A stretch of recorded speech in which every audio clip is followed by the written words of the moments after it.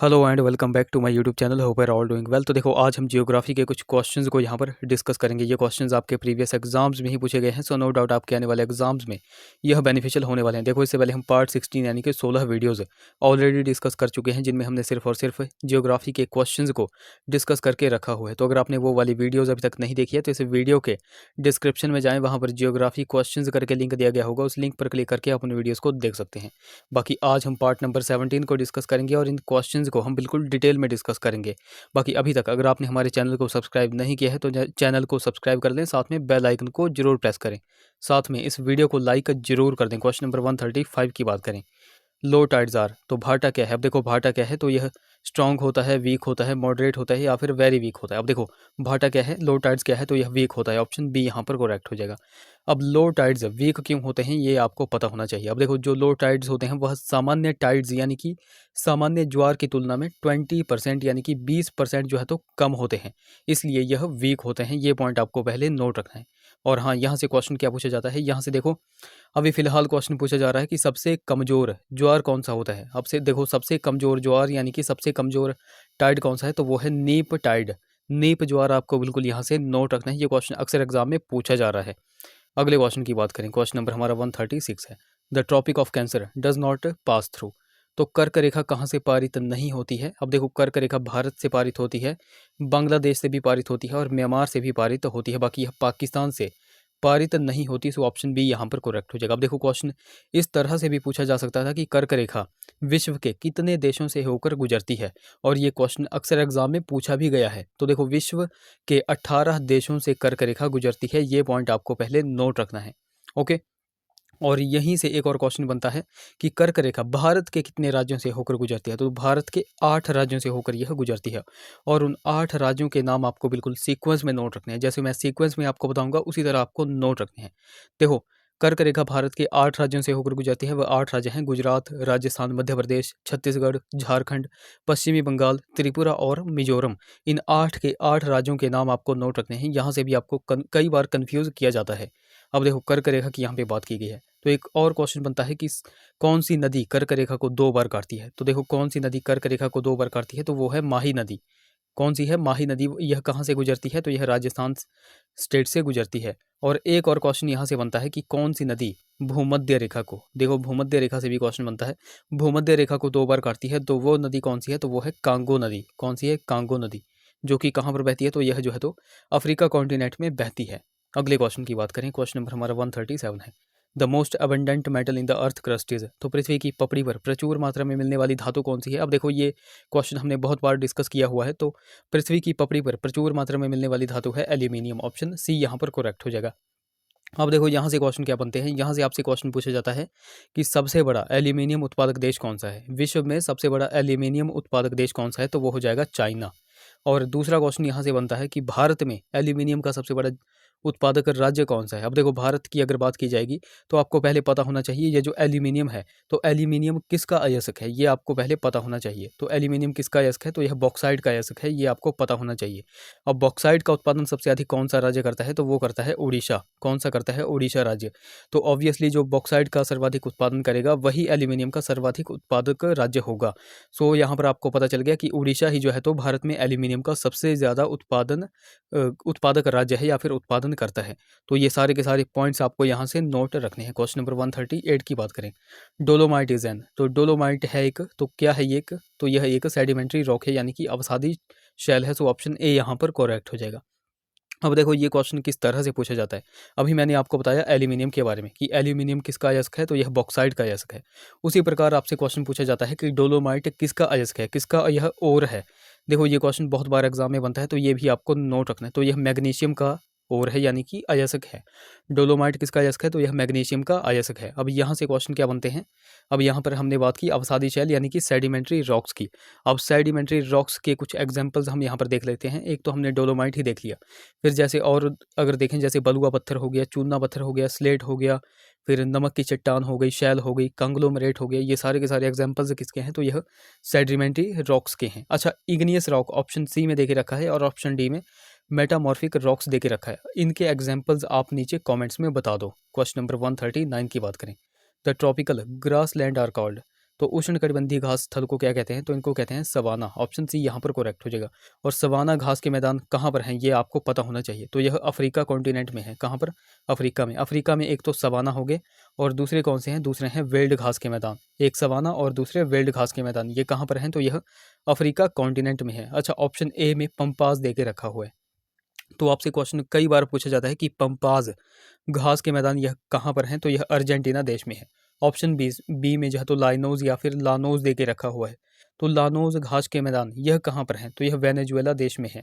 और option D में क्या देखे रखा है? ऑप्शन डी में देखे रखा है वेल्ड घास के मैदान। तो अभी हमने डिस्कस किया सवाना और वेल्ड घास के मैदान, ये दोनों के दोनों कहाँ पर हैं, तो यह दोनों के दोनों जो है तो अफ्रीका कॉन्टिनेंट में है।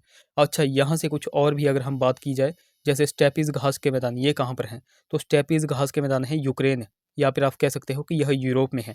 पुस्टाज घास के मैदान अक्सर एग्जाम में पूछा जाता है। पुस्टाज घास के मैदान कहाँ पर हैं, तो यह हंगरी में है। और डाउन्स घास के मैदान भी अक्सर एग्जाम में पूछा जाता है, यह कहाँ पर हैं, तो यह ऑस्ट्रेलिया में है। तो ये सारे के सारे घास के मैदान मैंने आपको बता दिए, ये सारे के सारे मोस्ट इंपॉर्टेंट है और हर बार एग्जाम में पूछे जाते हैं। तो ये सारे के सारे आपको नोट रखने हैं। क्वेश्चन नंबर 140 की बात करें, ऑनशोर ब्रीज डेवलप इन, तो तटवर्ती पवन उत्पन्न होती है, तो यह दिन में उत्पन्न होती है, रात में उत्पन्न होती है, या फिर दोनों, ए और बी, यानी कि दिन और रात दोनों में उत्पन्न होती है।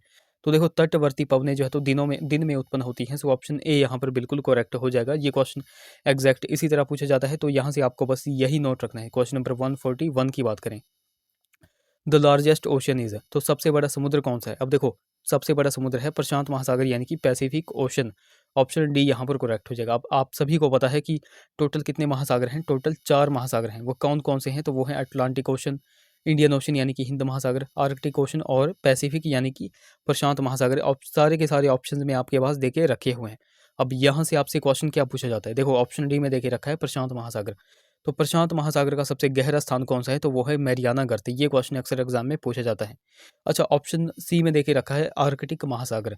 तो आर्कटिक महासागर का सबसे गहरा स्थान कौन सा है, तो वो है प्यूरिटो रिको। ये भी आपको नोट रखना है। ऑप्शन बी में हिंद महासागर देके रखा हुआ है, तो हिंद महासागर का सबसे गहरा स्थान कौन सा है, तो वो है सुंडा गर्त। और ऑप्शन ए में अटलांटिक महासागर देके रखा हुआ है, तो अटलांटिक महासागर का सबसे गहरा स्थान कौन सा है, ये आप नीचे कमेंट्स में बता दो। क्वेश्चन नंबर 142 की बात करें, which of the following is known as Sahyadri mountain, तो निम्न में से कौन सा सह्याद्री पर्वत के नाम से जाना जाता है? अब देखो, सह्याद्री पर्वत को कहते हैं पश्चिमी घाट पर्वत। सो ऑप्शन बी यहाँ पर बिल्कुल करेक्ट हो जाएगा। अब देखो, यहाँ से मोस्ट इंपॉर्टेंट क्वेश्चंस बनते हैं पश्चिमी घाट से।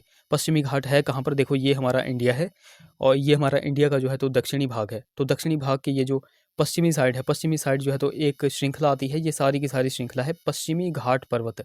ओके, ये पॉइंट पहले आपको नोट रखना है। अब देखो, क्वेश्चन क्या पूछा जाता है, क्वेश्चन सबसे पहले बनता है कि पश्चिमी घाट पर्वत किस नदी के मुहाने से शुरू होता है? तो देखो, यह यहाँ से तापी नदी के मुहाने से शुरू होता है। ये पॉइंट आपको पहले नोट रखना है। फिर उसके बाद देखो, हिमालय के बाद भारत का दूसरा सबसे बड़ा पर्वत कौन सा है? तो हिमालय के बाद दूसरा सबसे बड़ा पर्वत कौन सा है? तो वो है पश्चिमी घाट पर्वत। ये भी पॉइंट आपको नोट रखना है। ये देखो, उत्तरी सह्याद्री ये हो गई और दक्षिणी सह्याद्री है ये हो गई, यानी कि आप कह सकते हो कि यह उत्तर पश्चिमी घाट पर्वत है और यह दक्षिणी पश्चिमी घाट पर्वत है। तो कई बार आपसे क्वेश्चन पूछा जाता है कि सह्याद्री की सबसे ऊंची चोटी कौन सी है? तो देखो, उत्तरी सह्याद्री की सबसे ऊंची चोटी महाराष्ट्र में है और वो कौन है? वो है कालसूबाई चोटी। कौन सी है? कालसूबाई चोटी। ये पॉइंट देखो आपको नोट रखना है, ये क्वेश्चन बहुत बार एग्जाम में बनता है। अब देखो, जैसे हमने यहाँ पर डिस्कस किया कि सह्याद्री पर्वत को क्या कहा जाता है? पश्चिमी घाट पर्वत कहा जाता है। उसी प्रकार देखो, आपसे पूछा जा सकता था कि पूर्वी घाट पर्वत को क्या नाम दिया जाता है, पूर्वी घाट पर्वत को क्या कहा जाता है?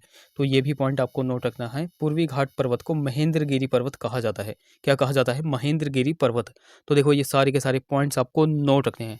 बाकी गाइज, अगर आपको वीडियो अच्छी लग रही होगी, हेल्पफुल लग रही होगी, तो जरूर से इस वीडियो को लाइक कर दें। बाकी गाइज, अभी तक अगर आपने हमको टेलीग्राम और इंस्टाग्राम पे फॉलो नहीं किया है, तो वहाँ पर जाकर के फॉलो कर ले, लिंक आपको डिस्क्रिप्शन में मिल जाएगा। बाकी लिंक कई बार चलता नहीं है, तो आपको सिंपली टेलीग्राम पर जाना है और @लेट्स प्रिपेयर टू सर्च करना है, आपको हमारा चैनल मिल जाएगा। इंस्टा पे आपको लेट्स प्रिपेयर टुगेदर सर्च करना है।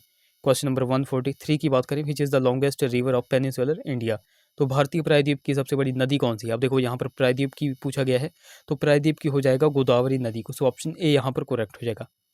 अब अगर आपसे सिंपल सा क्वेश्चन पूछा गया होता कि भारत की सबसे बड़ी नदी कौन सी है, तो वो कौन सी हो जाती? वो हो जाती गंगा नदी। ओके, और गंगा नदी की लंबाई कितनी है? जो 2525 किलोमीटर इसकी लंबाई है। अच्छा, यहाँ से भी क्वेश्चन पूछा जाता है, भारतीय प्रायद्वीप की सबसे बड़ी नदी हो गई गोदावरी नदी, तो गोदावरी नदी की जो है तो लंबाई कितनी है, ये भी क्वेश्चन बहुत बार एग्जाम में बनता है।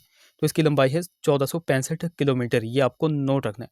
अच्छा, किस नदी को बूढ़ी गंगा कहा जाता है, तो देखो गोदावरी नदी को ही बूढ़ी गंगा कहा जाता है, ये पॉइंट आपको पहले नोट रखना है।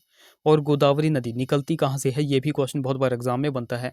तो गोदावरी नदी कहाँ से ओरिजिनेट होती है, तो यह त्र्यंबकेश्वर चोटी यानी कि नासिक से। नासिक कहाँ पर पड़ता है, तो महाराष्ट्र में पड़ता है, यानी कि त्र्यंबकेश्वर चोटी जो कि नासिक में पड़ती है, तो यहाँ से ओरिजिनेट होती है। ये सारे के सारे पॉइंट्स आपको नोट रखने हैं। अच्छा, गोदावरी की सहायक नदियाँ ये भी अक्सर एग्जाम में बनती हैं, तो वेन गंगा हो गई, पेन गंगा हो गई, प्रणहिता हो गई, इंद्रावती हो गई, उसके बाद मंजीरा अक्सर एग्जाम में पूछी जा रही है, मंजीरा भी आपको नोट रखना है।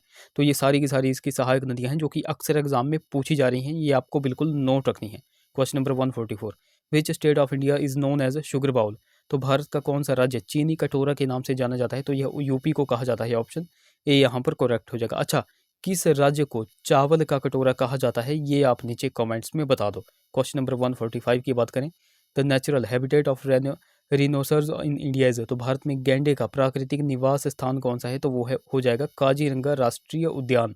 सो ऑप्शन सी यहाँ पर करेक्ट हो जाएगा। और काजीरंगा राष्ट्रीय उद्यान पड़ता कहाँ पर है, तो काजीरंगा राष्ट्रीय उद्यान पड़ता है असम में, ये भी पॉइंट आपको नोट रख दें। ऑप्शन बी में देके रखा है गिर फॉरेस्ट यानी कि गिर वन, ये कहाँ पर पड़ते हैं, तो यह पड़ते हैं गुजरात स्टेट में। ऑप्शन डी में नीलगिरी पर्वत देके रखा हुआ है, तो नीलगिरी कहाँ पर पड़ता है, आप सभी को पता होगा कि जो मैंने आपको बताया था पश्चिमी घाट और पूर्वी घाट को जो यहाँ पर गांठ मिलाती है, उस गांठ को क्या कहा जाता है, उस गांठ को कहा जाता है नीलगिरी पर्वत। और नीलगिरी पर्वत का विस्तार कितने राज्यों में है, ये भी अक्सर एग्जाम में क्वेश्चन बनता है। तो देखो इसका विस्तार टोटल 3 राज्यों में है, और वो 3 राज्य कौन कौन से हैं, वो हैं तमिलनाडु, केरल और कर्नाटक।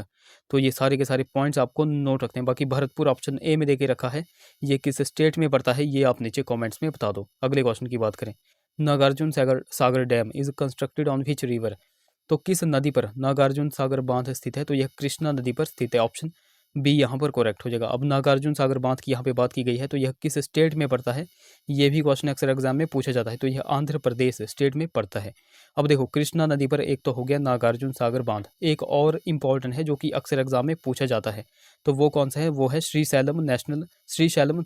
श्रीशैलम बांध, ये भी आपको बिल्कुल नोट रखना है। ये दोनों के दोनों आपको नोट रखने हैं, एक तो नागार्जुन सागर बांध और एक श्रीशैलम बांध, ये कहाँ किस नदी पर है, तो यह कृष्णा नदी पर है। अच्छा, यहाँ पर आप एक क्वेश्चन का आंसर कमेंट करके बताओ जो कि मोस्ट इंपॉर्टेंट है, निजाम सागर बांध किस नदी पर है और किस स्टेट में है, ये आप नीचे कमेंट्स में बता दो।